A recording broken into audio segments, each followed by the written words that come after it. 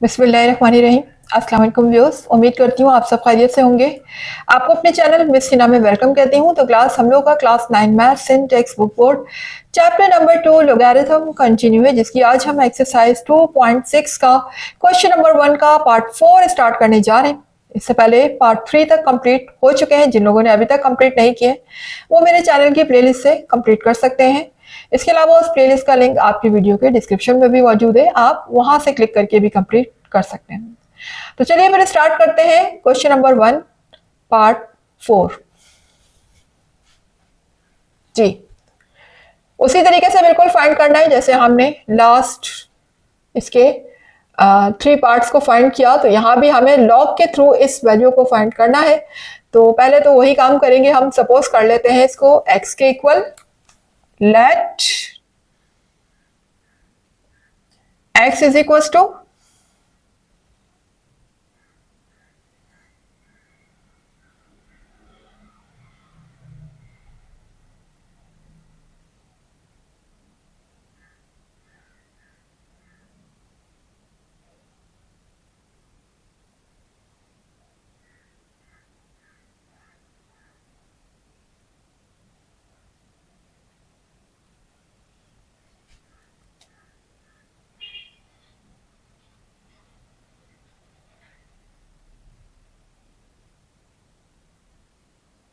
जी, ये हमने सपोज कर लिया वैल्यू को x के इक्वल, लेकिन अब हमें फाइंड करना है थ्रू लॉग। तो हम लॉग अप्लाई कर देते हैं दोनों तरफ, लेफ्ट और राइट पर। तो यहां पर लिख दीजिएगा taking log on both side.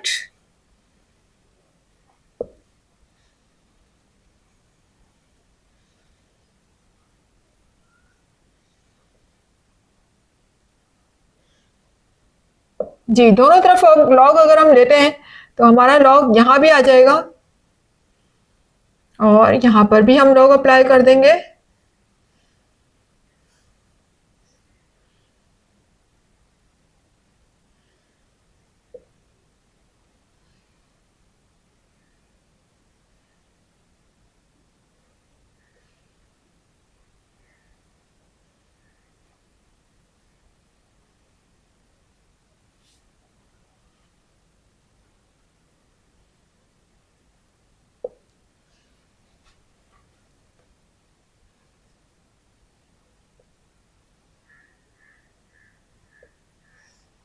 जी, तो क्लास अब हम देख सकते हैं कि हमने दोनों तरफ लॉग अप्लाई कर दिया है। तो अब हम आ जाते हैं अपनी लॉग की प्रॉपर्टी की तरफ कि यहाँ पर कौन सी प्रॉपर्टी लग रही है। बेसिकली यहाँ पर 2 प्रॉपर्टी अप्लाई हो रही है, आप देख सकते हैं लॉग की।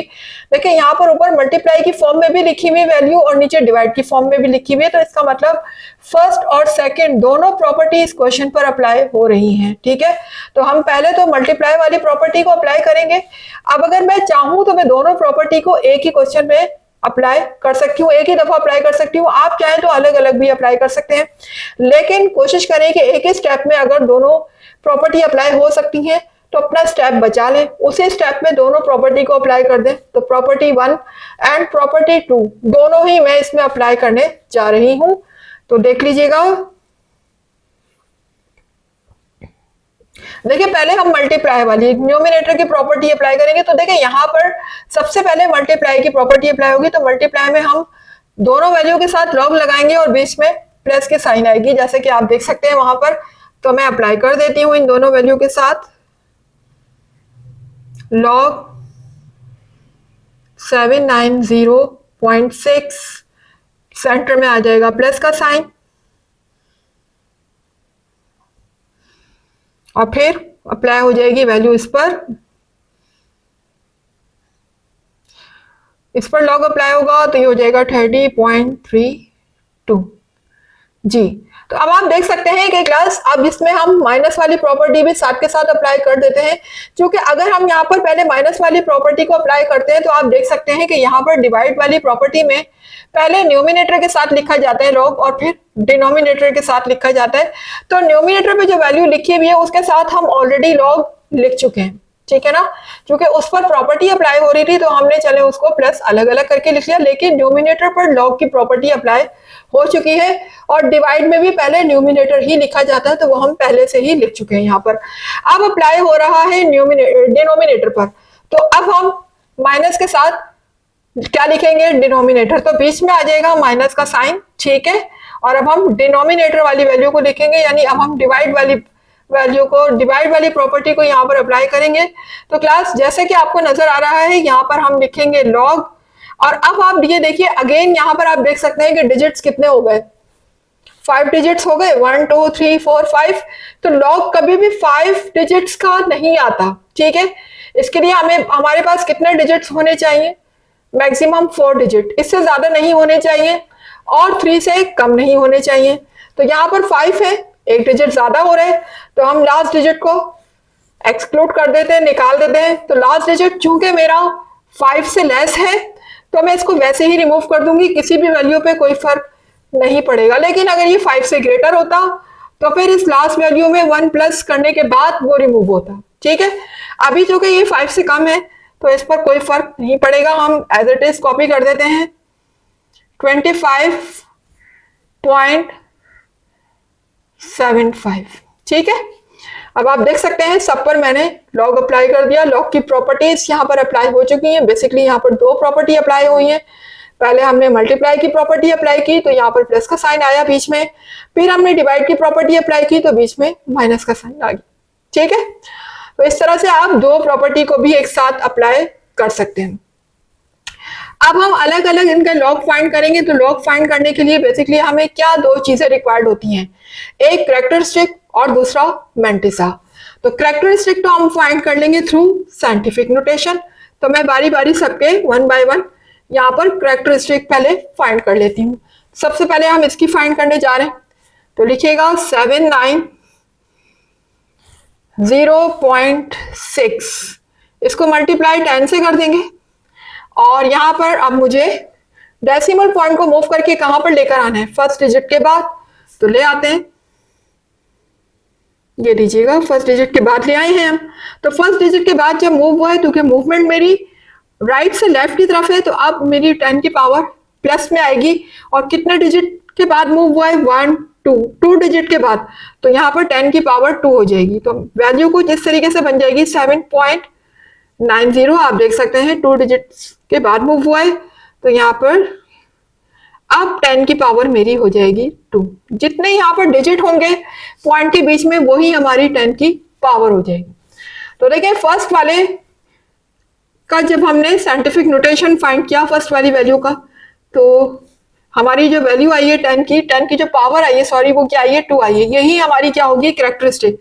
तो इसकी कैरेक्टरिस्टिक यहाँ पर हो गई है 2, प्लस इसमें हम कर देंगे मैंटिसा, जो कि हम किससे देखकर करेंगे, लॉग टेबल से। तो लॉग टेबल की जगह आप स्पेस जो है वो खाली छोड़ दें, वो हम मैंटिसा को बाद में देखेंगे।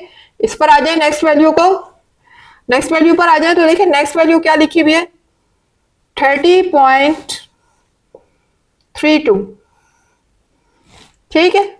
अब मुझे इसे साइंटिफिक नोटेशन में कन्वर्ट करना है, तो मैं इसे मल्टीप्लाई कर दूंगी 10 से। और जब 10 से मल्टीप्लाई कर दिया, तो अब हम डेसिमल पॉइंट को मूव करके कहां पर लेकर आएंगे, फर्स्ट डिजिट के बाद, जो कि लाजमी हो कि ग्रेटर देन 0 होना चाहिए, ठीक है। ग्रेटर देन 0 भी है 3 और प्लस भी है, ठीक है। अब यहां देखें 3 के बाद आ जाएगा डेसिमल पॉइंट, ये हो जाएगा 3.032। और चूंकि डेसिमल पॉइंट मेरा राइट से लेफ्ट की तरफ मूव हुआ है, तो यहां पर 10 की पावर प्लस में होगी। और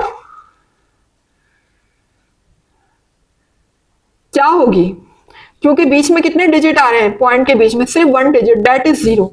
0 सिर्फ एक ही डिजिट आ रहा है इसमें, तो 10 की पावर 1 हो जाएगी यहाँ पर, ठीक है। तो यहाँ पर जो इस नंबर की कैरेक्टरिस्टिक होगी वो क्या होगी, जो भी 10 की पावर होगी, यहाँ पर 10 की पावर 1 है, तो कैरेक्टरिस्टिक भी इसकी क्या हो गई, 1 हो गई। और मैंटिसा हम लिखेंगे लॉग टेबल में देखने के बाद। अब आ जाते हैं नेक्स्ट वैल्यू की तरफ।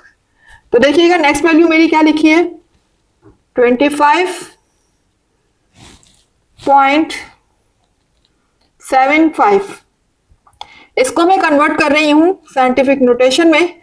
तो देखिए अब डेसिमल पॉइंट को मूव करके मैं यहां पर लेकर आती हूँ फर्स्ट डिजिट के बाद। तो ये देखें, अब क्योंकि मूवमेंट वही सेम राइट से लेफ्ट की तरफ है, तो पावर मेरी पॉजिटिव होगी। और बीच में सिर्फ 1 डिजिट आ रहा है, तो 10 की पावर 1 होगी। तो तो मैं इसको इस तरह से कर लेती हूँ, डेसिमल पॉइंट मूव होकर अब यहाँ आ चुका है, तो ये हो जाएगा 2.575 और 10 की पावर अब मेरी हो जाएगी 1। ठीक है, तो यहाँ भी मुझे देखिए मिल चुकी है। कैरेक्टरिस्टिक क्या होगी, 10 की जो भी पावर होगी वो यहाँ पर कैरेक्टरिस्टिक होगी, डेट इज 1। और इसमें हम मेंटिसा कब लिखेंगे, लॉग टेबल में देखने के बाद। तो तीनों वैल्यूज के आप देख सकते हैं मैंने कैरेक्टरिस्टिक फाइंड कर लिए हैं। आइए अब हम इनके मेंटिसा देख लेते हैं through log table. Class part 4 के मुझे इन तीनों वैल्यूज़ का क्या निकालना है, लॉग निकालना है। तो पहले मैं पहली वैल्यू को लॉग निकाल लेती हूँ। 79 के 0 कॉलम में देखूंगी और फिर मीन डिफरेंस के 6। तो पहले हम आ जाते हैं 79 के 0 कॉलम में।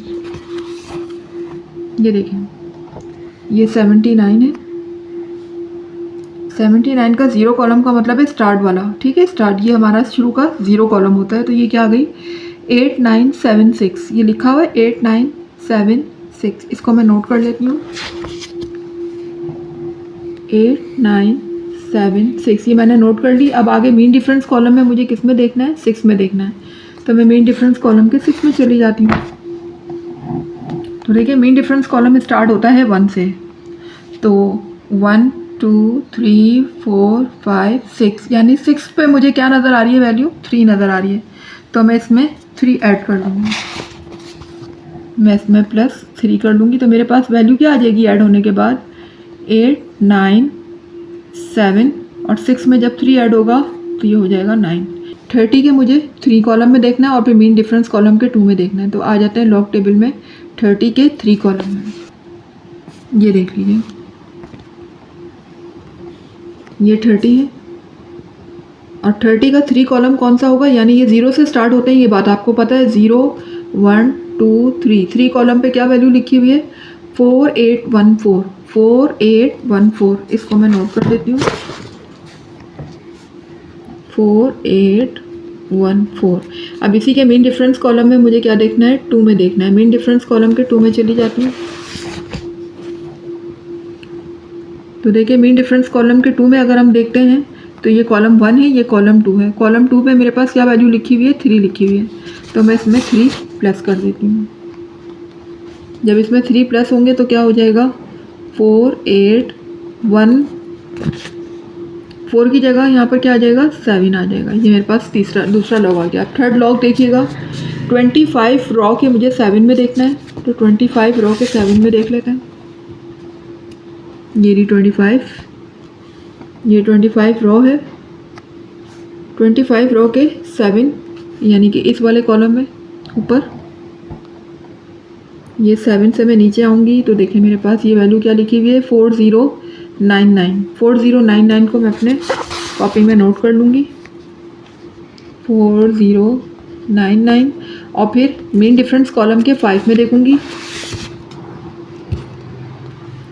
तो मीन डिफरेंस का कॉलम 5 में देखने का मतलब है कि 1 2 3 4 5। तो 5 पे देखिए क्या वैल्यू लिखी हुई है, 9। तो मैं 9 ऐड कर दूँगी इसमें। जब 9 ऐड होगा तो मेरे पास वैल्यू क्या आ जाएगी, 9 + 9 18, 1 कैरी जाएगा, ये हो जाएगा 0 और फिर 1 कैरी जाएगा तो ये हो जाएगा 1 और 4, 4108। ये मेरे पास तीनों लॉग की वैल्यू निकल कर आ गई है। जी, तो क्लास आपने देखा लॉग टेबल से हमने तमाम मेंटिसा फाइंड कर लिए हैं। हर वैल्यू के मेंटिसा आपके सामने हैं, सबके सब डेसिमल में है और पॉजिटिव है। ठीक है, तो अब हम इनके फर्दर इनको सॉल्व कर लेते हैं। इसमें कैरेक्टरिस्टिक भी प्लस कर लेते हैं साथ। तो देखें यहाँ पर जब हम इसको प्लस करेंगे कैरेक्टरिस्टिक को, तो होल नंबर में होल नंबर यानी 0 में 2 को प्लस कर देंगे तो ये हो जाएगा 2.8979। ठीक है, इसी तरह से सेम यहाँ भी यही होगा। 1 जब यहाँ ऐड होगा 0 में तो ये हो जाएगा 1.4817 और यहाँ बीच में माइनस का साइन है, पहले माइनस का साइन लगा लेते हैं। और ये जब ऐड होंगे तो यहाँ पर होल नंबर में होल नंबर ऐड होगा तो 0 + 1 यहाँ हो जाएगा 1, 1.4108। जी, तो क्लास अब हम इन्हें कैलकुलेटर से कैलकुलेट कर लेते हैं। तो कैलकुलेटर से कैलकुलेट बिल्कुल इसी तरीके से करना है जैसे कि ये लिखे हैं। सेम इसी अरेंजमेंट से आपने कैलकुलेटर में टाइप करना है। पहले ये वैल्यू लिखेंगे प्लस देन फिर ये वाली लिखेंगे प्लस का साइन लगाकर, और फिर बाद में जैसे यहाँ माइनस लगा हुआ है आप कैलकुलेटर में भी माइनस का ही प्रेस करेंगे बटन और ये वैल्यू लिखेंगे, और उसके बाद फाइनली जो हमारा आंसर आएगा वो होगा 29688 और यहाँ पर पॉइंट है 2.9688 जी। तो ये हमारे पास फाइनली वैल्यू आ गई है, दोनों जिनको हमने प्लस करना था प्लस कर लिया, इसमें से माइनस करने के बाद हमारे पास ये वैल्यू निकल कर आ गई है। तो क्लास ये वैल्यू जो आ रही है ये log x की आ रही है, जबकि हमें वैल्यू किसकी चाहिए, x की चाहिए। तो मैं log को शिफ्ट कर देती हूँ राइट साइड पर, तो log जब राइट साइड पर शिफ्ट होगा तो ये बन जाएगा एंटी log। तो कर देते हैं इसको,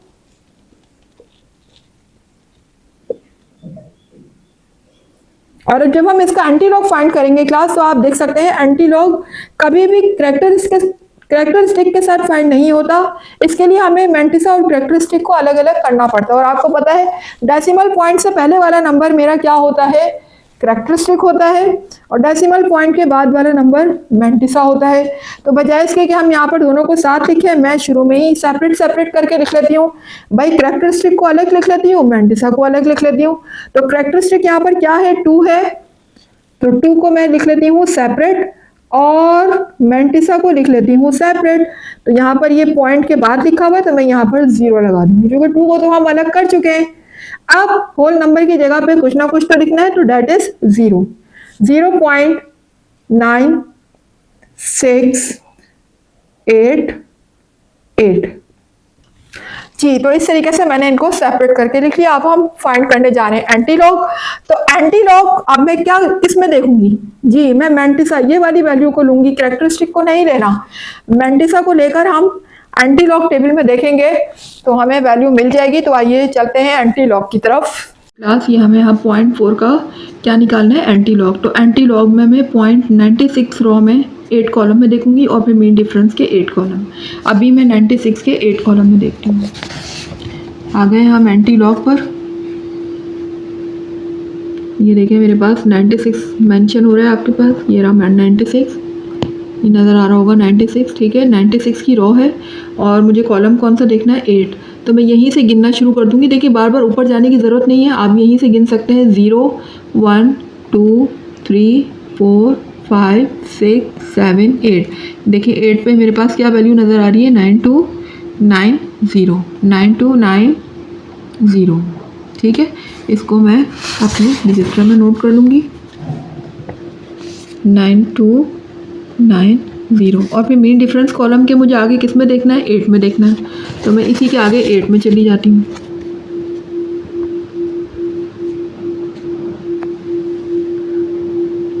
ये 8 में गए हम। तो मेन डिफरेंस का कॉलम स्टार्ट होता है 1 से, तो यहाँ से हम काउंट करेंगे 1 2 3 4 5 6 7 8। ये देखिए 8 पे क्या वैल्यू लिखी हुई है, 17। तो इसमें मुझे क्या ऐड करना है अब, 17। तो मैं 17 प्लस कर दूँगी। अब 17 प्लस मैं यहाँ पर कर रही हूँ, 9290 में 17 प्लस कर रही हूँ।